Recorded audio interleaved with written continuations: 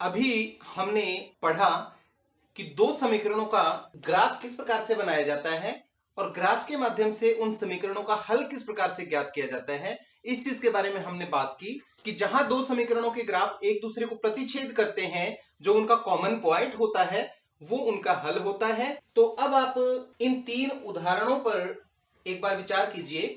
ये तीन उदाहरण एक्सरसाइज 3.1 का पहला, दूसरा और तीसरा एग्जाम्पल आप देखेंगे तो वहां से ये समीकरण युग्म मैंने उठाए हैं। अगर आप इसी प्रकार से इन समीकरणों के ग्राफ बना करके इनका हल निकालने का प्रयास करेंगे तो देखिए क्या होता है।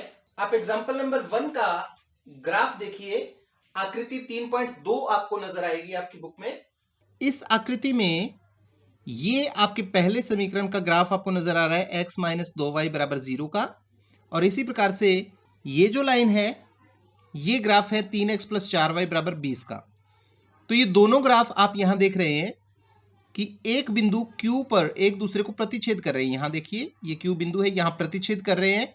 तो यहां पर मैं अगर ग्राफ की प्रकृति की बात करूं तो इन दोनों का ग्राफ प्रतिच्छेदी प्रकृति का बन रहा है, एक दूसरे को प्रतिच्छेद करते हुए, इंटरसेक्ट करते हुए ग्राफ बन रहे हैं कुछ इस प्रकार से। तो क्योंकि इन दोनों ग्राफ का एक इंटरसेक्शन पॉइंट है, एक पॉइंट ऐसा है, एक बिंदु ऐसा है जो दोनों में कॉमन है, इसलिए इन दोनों के हलों की संख्या भी एक हो गई। हम लिख सकते हैं कि एक अद्वितीय हल इस समीकरण युग्म का है। अद्वितीय का मतलब कोई दूसरा ना हो, एक ही हल हो। इसी प्रकार जब हम बात करते हैं एग्जाम्पल नंबर 2 की, तो यहां एग्जाम्पल नंबर 2 का जो ग्राफ है वो आकृति 3.3 में आपको दिया हुआ है, और यहां आप देख रहे हैं कि आपको समीकरण 2 दिखाई दे रहे हैं लेकिन ग्राफ आपको एक ही नजर आ रहा है। ये देखिए एक ही रेखा आप यहां देख पा रहे हैं। तो मैं आपकी जानकारी के लिए बता दूं कि ये एक रेखा नहीं है, एक्चुअली यही रेखा तो 2x प्लस 3y बराबर 9 का ग्राफ है, और यही रेखा 4x प्लस 6y बराबर 18 दूसरे समीकरण का भी यही ग्राफ है। ऐसी स्थिति में इन रेखाओं को हम संपाती रेखाएं बोलते हैं। तो कहने का मतलब क्या है कि ये जो रेखाएं हैं, इस प्रकार की रेखाएं जो एक दूसरे को पूरा पूरा कवर करती हैं, एक दूसरे के ऊपर आती हैं, उन्हें हम संपाती रेखाएं बोलते हैं। तो इनके ग्राफ दोनों समीकरणों के संपाती या कोइंसिडेंट नेचर के हैं। एक लाइन का ये ग्राफ है तो दूसरी लाइन का भी यही ग्राफ हो। अब ऐसे में क्या होगा कि प्रत्येक बिंदु पर दोनों लाइन एक दूसरे को प्रतिच्छेद कर रही हैं, एक दूसरे को इंटरसेक्ट कर रही हैं। ये बिंदु भी कॉमन है, ये बिंदु भी कॉमन है, ये बिंदु भी कॉमन है, हर एक बिंदु यहां पर कॉमन है, उभयनिष्ठ है। इसका मतलब इसका कोई एक हल नहीं है, 2 नहीं है, 4 नहीं है, 10 नहीं है, 20 नहीं है, असंख्य हल है, अनंत हल है।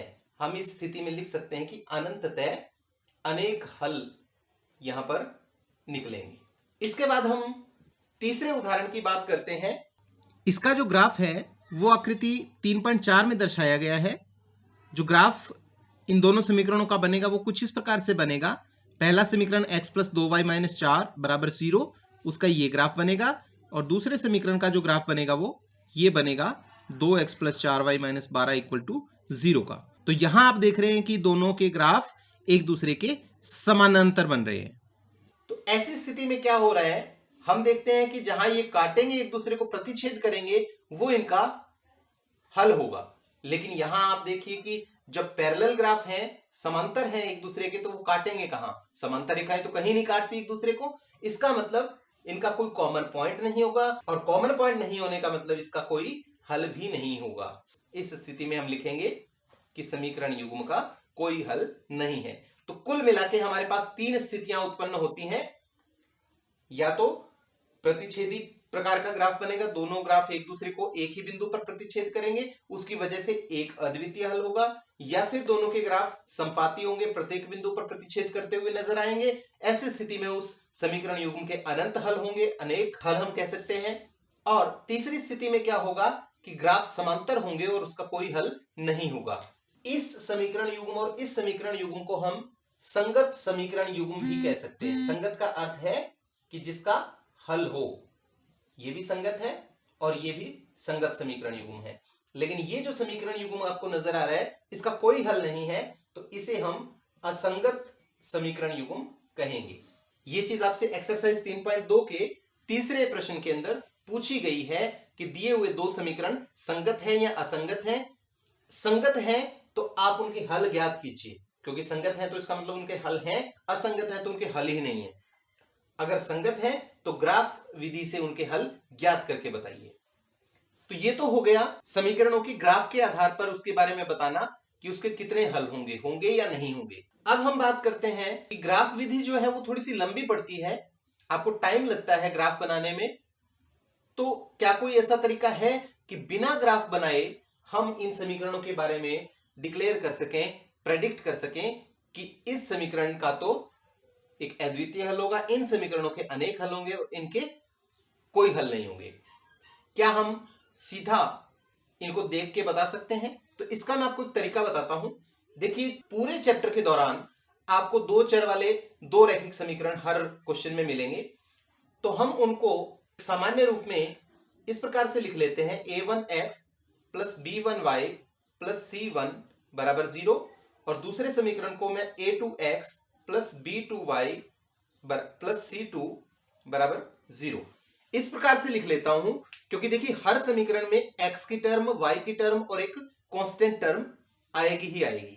जहां कोई कांस्टेंट टर्म नहीं है वहां 0 ले लेंगे। जैसे आप इस समीकरण में देख रहे हैं, a1 यहां पर 1 दिख रहा है, x का गुणांक, b1 यहां पर -2 दिख रहा है, y का गुणांक, और c1 जो है यहां पर है ही नहीं, तो c1 यहां पर 0 हो जाएगा, शून्य हो जाएगा। तो ये जो है ये दो समीकरणों का एक सामान्य रूप कह सकते हैं, एक जनरल फॉर्म कह सकते हैं। अब आप देखिए कि पहली स्थिति में आप a1 और a2 का अनुपात निकाल के देखिए, x के गुणांकों का क्या अनुपात है। इसी प्रकार से y के गुणांकों का अनुपात और कांस्टेंट का अनुपात देखिए आप क्या आता है। सबसे पहले आप a1 बटा a2 देखिए, इसमें क्या आता है। a1 1 है, a2 3 है।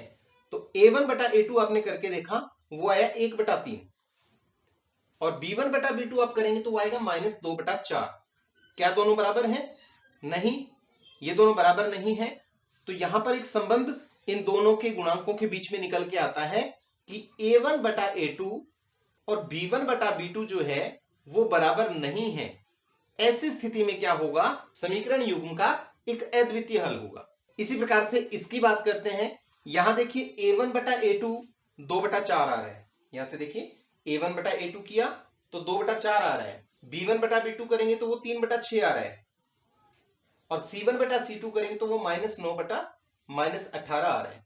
अगर आप इसको सिंप्लीफाई करते हैं 1 बटा 2 आता है, इसको सिंप्लीफाई करते हैं 3 दूनी 6, ये भी 1 बटा 2 आता है, इसको करेंगे तो 9 दूनी 18, ये भी 1 बटा 2 आएगा।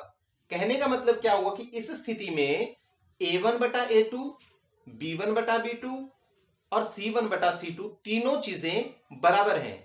और ऐसी स्थिति में क्या होता है, जब तीनों ही अनुपात बराबर आ जाएं तो उस समीकरण युग्म के अनंततः अनेक हल होते हैं। यही चीज अगर आप इस समीकरण युग्म पे करके देखें तो देखिए a1 बटा a2 करेंगे 1 बटा 2 आ रहा है, b1 बटा b2 किया 2 बटा 4, वो कट के अपना 1 बटा 2 आ जाएगा, और c1 बटा c2 जब आप करेंगे तो वो 4 बटा 12 करने से 1 बटा 3 आएगा।